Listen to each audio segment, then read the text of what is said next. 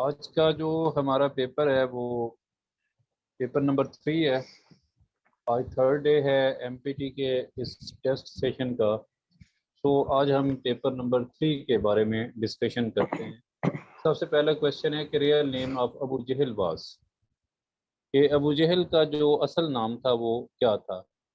Last lectures میں بھی ہم ڈسکس کر چکے ہیں کہ ابو جہل کا نام عمر بن ہشام تھا، ٹھیک ہے۔ تو میں نے آپ کو بتایا تھا کہ دو عمر تھے، عمر بن خطاب اور عمر بن ہشام۔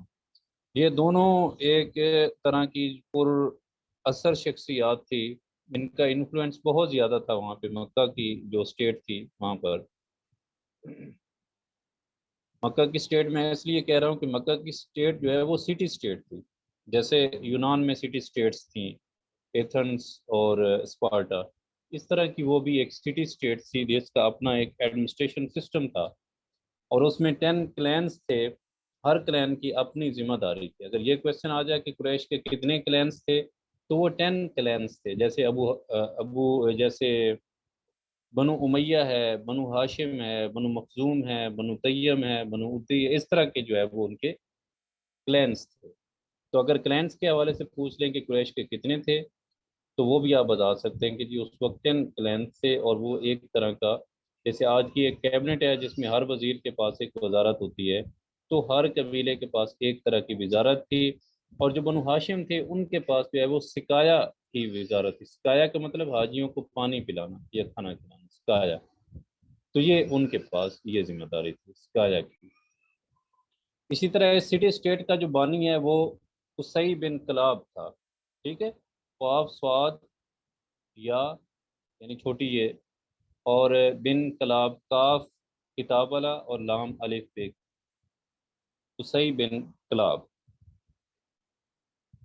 نیکسٹ کوشچن ہے جی دا پرمیشن فار تیمم واز گرانٹیڈ ان، کہ کس ہجری میں تیمم کی اجازت دی گئی۔ تو یہ 4 ہجری میں ایک سفر کے دوران لوگوں کے پاس پانی نہیں تھا، تو جب نماز کا وقت ہوا تو اس وقت پریشانی ہوئی لوگوں کو، تو اللہ تعالیٰ نے فوراً حضرت جبرائیل علیہ السلام کو بھیجا، اور تیمم کے حوالے سے جو ہے وہ آیت اتری کہ اگر آپ بیمار ہیں یا آپ سفر کی حالت میں ہیں اور آپ کو پانی میسر نہیں ہے تو آپ پاکیزہ مٹی سے تیمم کر سکتے ہیں۔ کویشچن نمبر 3 ہے کہ how many stones are thrown at the Jamarat in Hajj rituals, کہ یہ مناسک حج میں ایک جو ریچول ہے وہ رمی جمار کا ہے، یا رمی جمرات بھی اس کو کہتے ہیں، رمی جمار بھی کہتے ہیں، ٹھیک ہے۔ تو یہ شیطان پر کنکریاں پھینکنے کا جو عمل ہے کہ کتنی کنکریاں پھینکی جاتی یا کتنے پتھر پھینکے جاتے ہیں، تو یہ 7 پتھر جو ہے وہ پھینکے جاتے ہیں۔ کتنی مرتبہ پھینکے جاتے ہیں تو 3 مرتبہ، ٹھیک ہے، یہ پریکٹس جو ہے وہ 3 مرتبہ ریپیٹ کی جاتی ہے۔ اور اس کا جو بیک گراؤنڈ ہے وہ یہ ہے کہ حضرت ابراہیم علیہ السلام جب اپنے بیٹے کی قربانی کے لیے جا رہے تھے تو اسی جگہ پر شیطان نے حضرت اسماعیل علیہ السلام کو روکا، اور ایک بزرگ کی شکل میں ان سے کہا کہ آپ کے باپ آپ کو جو ہے وہ ذبح کرنے جا رہے ہیں۔ تو سیدنا ابراہیم علیہ السلام نے شیطان کو کنکریاں ماری، کیونکہ اللہ کے نبی تھے، ان کو پتہ تھا کہ یہ شیطان ہے، یہ اسی کی چال ہے۔ سو اللہ تعالیٰ نے سیدنا ابراہیم علیہ السلام کی سنت کو جو ہے وہ حج کا حصہ بنا دیا۔ کویشچن نمبر 4 ہے کہ ان وچ بیٹل حضرت عمار بن یاسر واز مارٹائر، کہ کون سی جنگ میں حضرت عمار بن یاسر جو تھے وہ شہید ہوئے۔ عمار AMMAR کر لیں، AMAR تو عمر بنتا ہے، AMMAR عمار بن یاسر۔ تو یہ جنگ صفین میں یہ شہید ہوئے۔ جنگ صفین کن کے درمیان لڑی گئی؟ وہ حضرت علی رضی اللہ تعالیٰ عنہ اور حضرت امیر معاویہ کے درمیان جو ہے وہ یہ جنگ لڑی گئی، جنگ Siffin. Who was the prophet which first laid the foundations of مسجد اقصی؟ تو مسجد اقصی جو کہ مسلمانوں کا قبلہ اول بھی ہے، اور یہ ذہن میں رکھیے کہ مسلمانوں کا جو قبلہ ہے وہ پہلا قبلہ مسجد اقصی ہے، دوسرا قبلہ جو ہے وہ مسجد حرام۔ اگر کوشچن میں آ جائے کہ مسلمانوں کا پہلا قبلہ کون سا تھا اور آپشن میں مسجد اقصی اور مسجد حرام ہو، تو آپ نے مسجد اقصی کو ٹک کر، کیونکہ یہ پہلا قبلہ تھا۔ اور پھر یہاں پہ ایک اور کوشچن بھی بن سکتا ہے کہ جب قبلہ کی تبدیلی کا حکم ہوا تو اللہ کے نبی صلی اللہ علیہ وسلم امامت کروا رہے تھے، نماز پڑھا رہے تھے، تو اس وقت حضرت جبرائیل علیہ السلام نے آپ کو بتایا کہ اللہ تعالیٰ چاہتے ہیں کہ قبلہ تبدیل ہو اور آپ یہیں پہ نماز میں مسجد حرام کی طرف جو ہے وہ منہ کر دیں۔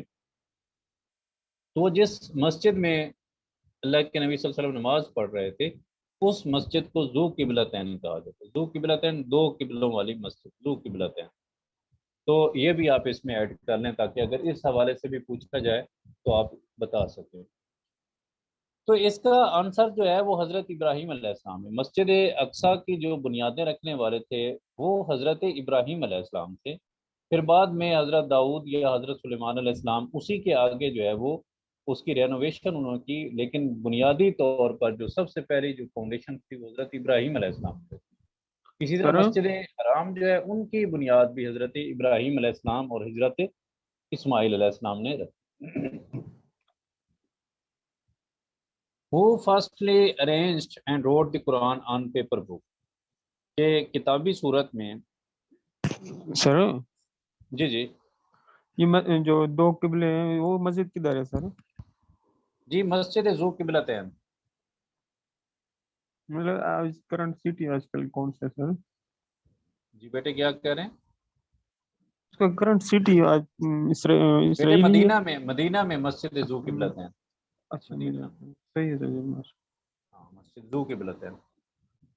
اچھا یہ حضرت زید بن ثابت ہے کہ جی جنہوں نے قرآن پاک کی کمپائلیشن کی، اور ایک بورڈ بنایا گیا اور بورڈ میں جو ہے وہ 5-6 لوگ شامل تھے، اور ان کا جو ہیڈ تھے وہ حضرت زید بن ثابت تھے۔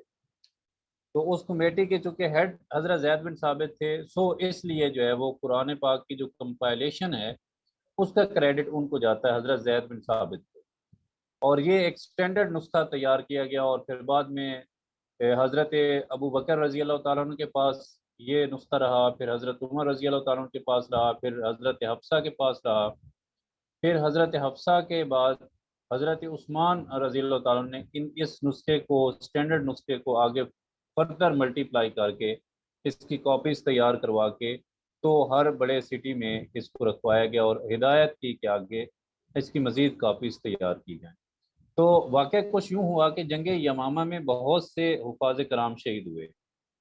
جنگ یمامہ یہ جنگ جو ہے وہ مسلمہ کذاب کے خلاف لڑی گئی، جو جھوٹے نبی تھے مسلمہ کذاب، تو اس کے ساتھ یہ جنگ لڑی گئی۔ حضرت ابوبکر رضی اللہ تعالیٰ عنہ کے دور میں یہ جنگ لڑی گئی، اور اس جنگ میں بہت سارے حفاظ کرام جو ہے وہ شہید ہوئے۔ تو اس وجہ سے حضرت ابوبکر رضی اللہ تعالیٰ عنہ نے فرمایا کہ اگر اسی طرح حفاظ شہید ہوتے رہے تو خدا نخواستہ جو ہے وہ اب تک تو لوگوں کے سینوں میں قرآن پاک محفوظ ہے، اور عربوں کا حافظہ بھی ایک مثالی حافظہ تھا کہ وہ ہر چیز زبانی یاد رکھتے تھے۔ تو حضرت ابوبکر رضی اللہ تعالیٰ نے ایک کمیٹی بنائی، اور اس کمیٹی کے چیئرمین حضرت زید بن ثابت تھے، اور اسی لیے جو ہے وہ حضرت زید بن ثابت کو یہ کریڈٹ جاتا ہے۔ اس کمیٹی میں اور لوگ بھی شامل۔ How many manzils are there in Quran? قرآن پاک میں کتنی منازل ہیں؟ تو یہ 7 منزلیں ہیں، ٹھیک ہے۔ یہ 7 بڑے سیکشنز میں قرآن پاک کو جو ہے وہ ڈیوائیڈ کیا گیا، اور ہر سیکشن کو ایک منزل کہا گیا۔ پھر فردر مزید سب سیکشن میں ڈیوائیڈ کیا گیا، اور ہر سیکشن کو جو ہے وہ ایک مطلب پارہ کہا گیا ہے۔ پھر آگے مزید سیکشنز میں ڈیوائیڈ کیا گیا ہے جس کو ہر صورت کہا گیا ہے، ٹھیک ہے، صورتیں۔ پھر آگے صورتوں کو ڈیوائیڈ کیا گیا ہے، تو وہ رکوعوں میں ڈیوائیڈ کیا گیا، پھر رکوعوں کو آگے آیات میں اس کی ڈویژن کی گئی۔ تو یہ اس طرح کر کے 7 منازل ہے اس کی۔ اس کے بعد ہے battle of Uhud was fought in which Hijri, تو یہ سن 3 ہجری میں احد کی جنگ لڑی گئی، غزوہ احد، یعنی سن 2 ہجری میں غزوہ بدر۔ غزوہ بدر کا بدلہ لینے کے لیے مکہ کے لوگوں نے پھر جنگ لڑی، اور اس جنگ میں ابو سفیان لیڈ کر رہے تھے، تو یہ سن 3 ہجری میں لڑی گئی۔ لیکن سن 3 ہجری میں جو ہے وہ نقصان مسلمانوں کا زیادہ ہوا، یعنی جیسے 70 لوگ غزوہ بدر میں کفار کے مارے گئے، اسی طرح 70 لوگ مسلمانوں کے شہید ہوئے غزوہ خندق میں، غزوہ احد میں۔ لیکن ابھی تک جو ہے وہ کفار کو یہ تھا کہ کام برابر برابر ہے، ابھی فائنل جنگ کی ضرورت ہے۔ سو انہوں نے چیلنج کیا، اور ابو سفیان نے یہ کہا کہ ہم نیکسٹ ایئر جو ہے وہ اسی جگہ پہ آ کر ملیں گے۔ تو مسلمانوں نے بھی اگلے سال تیاری کی، لیکن کسی وجہ سے ابو سفیان اس سال نہیں آ سکے 4 ہجری کو۔ تو پھر 5 ہجری کو ابو سفیان ایک لشکر جرار لے کر جو ہے وہ مدینہ پر انہوں نے حملہ کیا، اور اس لشکر میں جو ہے وہ 10,000 لوگ تھے، 10,000۔ یہ اس سے پہلے اتنا بڑا لشکر کبھی بھی نہیں آیا، یعنی غزوہ بدر میں 1,000 لوگ تھے، غزوہ خندق میں 3,000 لوگ تھے، جبکہ غزوہ احد میں 3,000 لوگ تھے، غزوہ خندق میں 10,000 لوگ۔ اور اس کو غزوہ خندق کو غزوہ احزاب بھی کہا جاتا ہے، غزوہ احزاب۔ اور احزاب کا مطلب ہوتا ہے ٹرائبس، یعنی حزب کی جمع احزاب۔ حزب قبیلہ ہوتا ہے، اور قبیلے کی جمع یعنی حزب کی جمع احزاب، یعنی قبائل۔ عرب کے بہت سارے قبائل نے اس جنگ میں شرکت کی اور مسلمانوں کے اوپر چڑھائی کی، اور 27 ڈیز تک یہ محاصرہ رہا۔ یعنی اگر کوشچن میں آ جائے کہ یہ غزوہ خندق کا محاصرہ کتنے دن تک رہا، تو یہ 27 ڈیز تک یہ محاصرہ رہا۔ اور پھر یہ خندق کی تجویز کس نے پیش کی؟ وہ حضرت سلمان فارسی نے خندق کھودنے کی تجویز پیش کی۔ جب اللہ کے نبی صلی اللہ علیہ وسلم کو پتہ چلا کہ کفار جنگ لڑنا چاہتے ہیں اور بہت بڑا لشکر لے کر آ رہے ہیں، تو آپ صلی اللہ علیہ وسلم نے لوگوں سے مشورہ کیا، تو حضرت سلمان فارسی نے بتایا کہ جب ہم فارس میں، یعنی ایران کا پرانا نام، فارس میں جب ہم اس طرح کی ڈیفینسو وار لڑتے تو ہم ایک خندق کھود کے اپنا دفاع کرتے۔ سو اللہ کے نبی صلی اللہ علیہ وسلم نے یہ بات بڑی پسند فرمائی، اور اسی دن سے وہ خندق کھودنی شروع کر دی۔ تو وہ 15 فٹ گہری خندق تھی اور 15 فٹ چوڑی خندق تھی۔ تو یہ یعنی حضرت سلمان فارسی کی تجویز پر یہ کام ہوا۔ اگر اس اینگل سے کوشچن آ جائے تو آپ نے حضرت سلمان فارسی آپ کے ذہن میں لینا چاہیے۔ جی آپ لوگ سن رہے ہیں؟ یس سر۔ یس سر۔ یس سر۔ اچھا جی، نیکسٹ کوشچن ہے جی، دا بیٹل آف، یہ تو ہو گیا، who was the writer of last وحی، کہ آخری جو وحی ہے اس کا لکھنے والا یا سکرائب۔ ویسے تو اس کے لیے جو ہے وہ رائٹر کی بجائے کاتب ایک ٹرم یوز ہوتی ہے، کہ کاتبین وحی کی کتابت کرنے والے یا سکرائب کرنے والے، سکرائبرز جو ہوتے ہیں۔ تو رائٹر تو ویسے ٹرم ٹھیک نہیں ہے، تو یہ مسٹیکنلی شاید جو ہے وہ پرنٹنگ میں آگے ہوگا۔ تو سکرائب جو کرتے ہیں، جو کتابت کرتے ہیں، تو یہ حضرت ابی بن کعب جو ہے وہ یہ آخری وحی انہوں نے رقم کی، حضرت ابی بن کعب۔ اور آخری وحی تھی کون سی؟ سورہ مائدہ کی آیت نمبر، آیت کا نمبر تو مجھے نہیں یاد، لیکن آپ یہ ذہن میں رکھ لیں کہ الیوم اکملت لکم دینکم واتممت علیکم نعمتی ورضیت لکم الاسلام دینا۔ یہ سورہ مائدہ کی آیت، اور یہ کس موقع پہ نازل ہوئی؟ یہ خطبہ حجۃ الوداع کے موقع پر، ٹھیک ہے، خطبہ حجۃ الوداع کے موقع پر یہ آیت نازل ہوئی۔ اس کے بعد the original name of king Najashi was, کہ جو نجاشی جو حبشہ کا بادشاہ تھا، یعنی کنگ آف ایبیسینیا، اس کا اصل نام کیا تھا؟ اس کا اصل نام جو ہے وہ ارما، ٹھیک ہے، ارما یا اسہما، یہ دونوں نام ہیں ان کے، ارہما یا اسہما، الف صاد ہے میم ہے، اسہما۔ سواد کے بعد جو ہا ہے وہ حلوہ والی ہا ہے، ٹھیک ہے، اسہما اور ارمہ، یہ دونوں ان کے نام ہیں۔ اگر اسہما آ جائے آپشن میں تو وہ بھی آپ نے ٹیک کر لیا، نجاشی، ٹھیک ہے۔ اور یہ نجاشی مذہباً عیسائی تھا۔ اگر اس کے مذہب کے بارے میں پوچھا جائے تو یہ مذہباً عیسائی تھا۔ اگر کویشچن آ جائے کہ نجاشی کے دربار میں مسلمانوں کی ترجمانی کس نے کی، تو وہ حضرت جعفر طیار نے کی۔ اگر یہ کویشچن آ جائے کہ نجاشی کے دربار میں حضرت جعفر طیار نے کون سی سورت کی تلاوت کی، تو سورہ مریم کی تلاوت کی، کیونکہ نجاشی عیسائی تھا۔ سورہ مریم جو ہے وہ اور اس میں حضرت عیسیٰ علیہ السلام کا چونکہ ذکر ہے تو اس وجہ سے انہوں نے سورہ مریم کی تلاوت. Question number 11 ہے کہ Prophet Muhammad peace be upon him sent his messenger to the kings beyond Arabia calling them to Islam. In order to authenticate the credentials of his messengers, a dash seal was made. یعنی یہ اللہ کے نبی صلی اللہ علیہ وسلم کا جو آپ کا ایک کویشچن ہے نا کہ جس میں آپ صلی اللہ علیہ وسلم ایز اے ڈپلومیٹ آپ نے ثابت کرنا ہے، تو اس میں ڈپلومیسی کا آپ نے ایک انوویشن کی اس طریقہ کار میں کہ آپ نے ریٹن کورسپونڈنس کا جو ایک طریقہ کار تھا، اس سے پہلے ریٹن کورسپونڈنس کا طریقہ کار نہیں تھا عرب کے اندر، تو آپ نے باقاعدہ جو ہے وہ خطوط لکھ کر جو ہے وہ جیسے ایران کے بادشاہ خسرو پرویز کو، پھر اسی طرح روم کے بادشاہ جو ہے وہ ہرکلیس کو، پھر اسی طرح مقوقس جو ہے مصر کا بادشاہ تھا، پھر اسی طرح نجاشی کو خط لکھے، تو ان خطوط کے بعد جو ہے وہ ایک سٹیمپ جو ہے وہ اوپر لگاتے تھے، وہ سٹیمپ جو ہے وہ سلور کی بنی ہوئی تھی، سلور، ٹھیک ہے، نہ تو وہ گولڈ کی تھی نہ ووڈن کی تھی، بلکہ وہ سلور کی بنی ہوئی تھی سٹیمپ. اس کے اوپر جو ہے وہ سب سے اوپر لکھا ہوا تھا اللہ، اور اس کے بعد جو ہے وہ رسول اور نیچے محمد. Question number 12 ہے The Holy Prophet peace be upon him gave the title of dash to Abu Zar Ghafari رضی اللہ تعالیٰ. یہ نیچے 4 ٹائٹل دیے گئے ہیں، ایک شیخ الاسلام ہے، ایک امین الامت ہے، ایک خیر التابعین ہے، اور ایک میزبان رسول ہے. یہ 4 ٹائٹل میں سے آپ نے یہ بتانا ہے کہ حضرت ابو ذر غفاری کو اللہ کے نبی صلی اللہ علیہ وسلم نے کون سا ٹائٹل دیا. تو اس کا جو آپشن نمبر 1 ہے یعنی اے آپشن، شیخ الاسلام کا ٹائٹل دیا، شیخ الاسلام کا.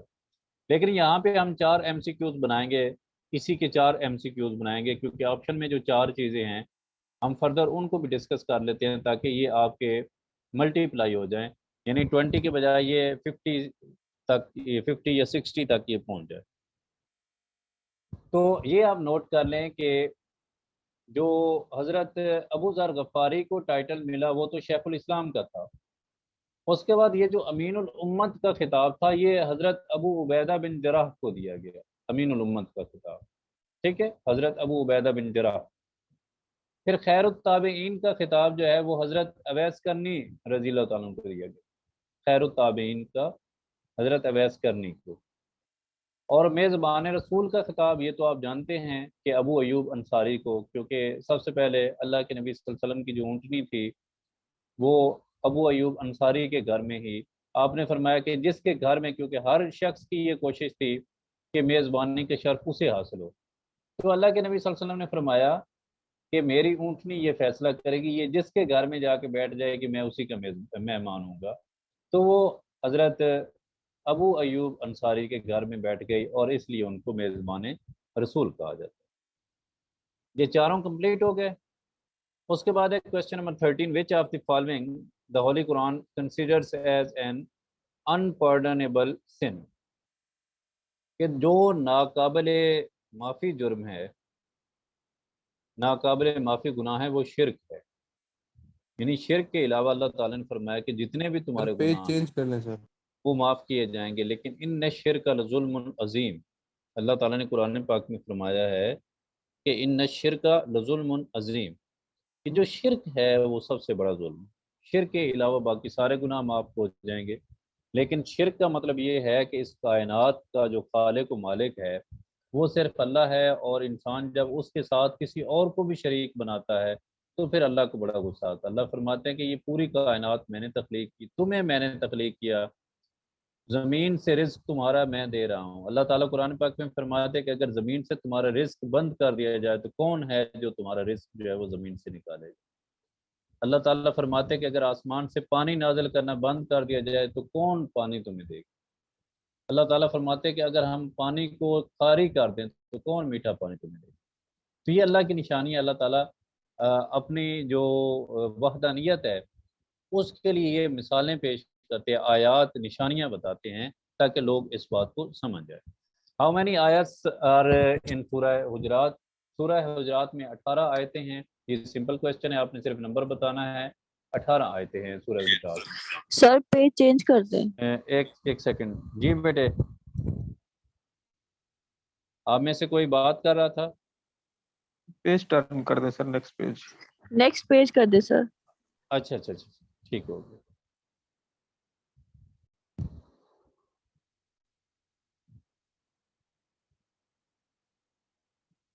ہم تھے جی ہاؤ مینی آیتس ان سورہ حجرات. سورہ حجرات میں جی 18 آیتیں. ٹھیک ہے سورہ حجرات. آگے ہے جی سورہ دخان. مینس کہ دخان کا کیا مطلب؟ دخان کا مطلب ہوتا ہے دھواں. ٹھیک ہے نا، جیسے اللہ تعالیٰ قرآن پاک میں فرماتے ہیں کہ یہ شروع میں کائنات ایک دھواں کی مانند تھی. دخان تھی، دھواں. ٹھیک ہے، دھواں. دخان کا مطلب ہوتا ہے دھواں یا اسموک. ہاؤ مینی سنا آر ان 4 obligations آف ایبولوشن. کہ وضو کے جو 4 فرائض ہیں لیکن اس کی سنت کتنی ہے؟ تو 13 سنتے ہیں وضو کی. ٹھیک ہے، وضو کے 4 فرض ہیں اور باقی 13 سنتے ہیں. ان مسجد اقصی، دا ورڈ اقصی مین کہ اقصی کا کیا مطلب ہے؟ اقصی کا مطلب ہوتا ہے دور. کوئی چیز دور جو ہے اس کو اقصی کہتے ہیں، یعنی فار اوے، کافی جو دور ہوتی ہے اس کو اقصی کہا جاتا ہے. Which Jewish tribe was expelled from Medina after the Battle of Badr. کہ بدر کی جنگ کے بعد کون سا یہودیوں کا قبیلہ مدینہ سے اس کو ایکسپیل کر دیا گیا؟ تو یہ بنو کینکا تھا. 3 قبیلے تھے، بنو قریظہ، بنو نذیر اور بنو کینکا. تو سب سے پہلے جو ہے وہ بنو کینکا کو وہاں سے نکال دیا گیا. جنگ بدر میں انہوں نے غداری کی تھی، تو اس غداری کے عوض ان کو وہاں سے نکال دیا گیا تھا. اگر جی اس کے ٹرائبس کے حوالے سے آ جائے کہ مدینہ میں کتنے ٹرائبس تھے، تو وہ 3 تھے: بنو نذیر، بنو قریظہ اور بنو کینکا. یہ جو بنو اوس ہے، یہ بنو اوس اور بنو خزرج، ان دونوں کو ملا کر جو ہے وہ انصار بنتے ہیں. جو ہم انصار مدینہ کی ٹرم یوز کرتے ہیں وہ بیسیکلی یہ بنو اوس اور بنو خزرج، یہ 2 ٹرائب تھے جو آپس میں لڑتے رہتے تھے. پھر اللہ تعالیٰ نے ان دونوں کو ہدایت کی، اور ایک کا جو ہے وہ امیر جو تھا یا ایک کا جو سردار تھا وہ حضرت سعد بن عبادہ تھے، اور ایک کے حضرت سعد بن معاذ تھے. تو اللہ تعالیٰ نے دونوں قبیلوں کو ہدایت دی، اور یہ دونوں قبیلے جو ہے وہ انصار مدینہ کے نام سے کہلاتے. سر جی جی بنو ہاشم سر، جی جی بنو ہاشم جو قبیلہ تھا وہ نہیں بیٹے، بنو ہاشم تو مکہ کے لوگ تھے نا، یہ تو قریش تھے نا. بنو ہاشم تو قریش تھے.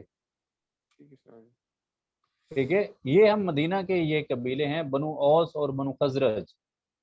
یہ 2 قبیلے تھے، اور باقی یہ تینوں قبیلے جو بنو نذیر، بنو قریظہ اور بنو کینکا، یہ تینوں قبیلے جو ہے وہ یہودی تھے. اور یہ بنو اوس اور اس کے ساتھ بنو خزرج، یہ 2 مسلمان قبیلے تھے. ان 2 مسلمان قبیلوں کو ہم انصار مدینہ کہتے ہیں. اور پھر جو لوگ مکہ سے آئے ان کو مہاجرین مکہ کہا گیا.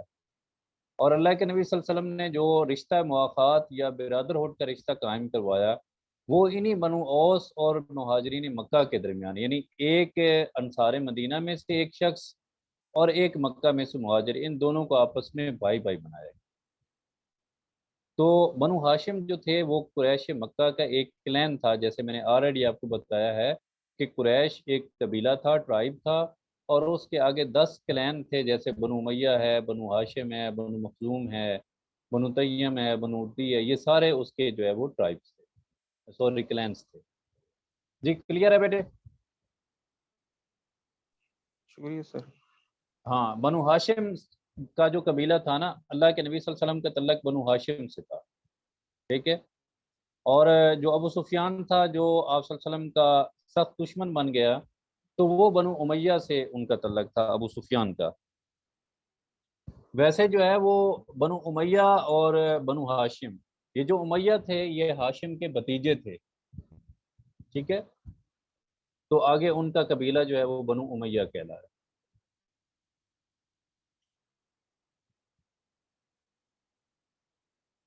Who was the leader of infidels during غزوہ احد؟ تو غزوہ احد میں ابو سفیان لیڈ کیا، جیسا کہ میں نے آلریڈی آپ کو بتایا ہے کہ غزوہ احد میں بھی ابو سفیان نے لیڈ کیا، اور آگے غزوہ خندق میں بھی ابو سفیان نے لیڈ کیا.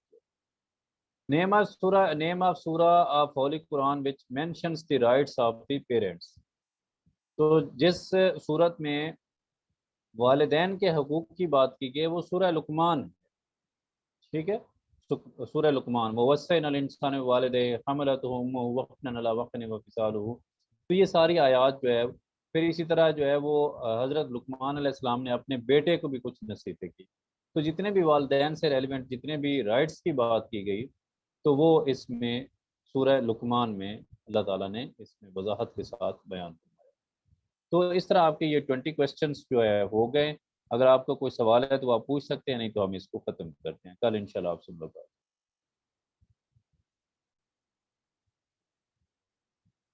اگر کوئی کویسچن پوچھنا چاہے تو پوچھ سکتے.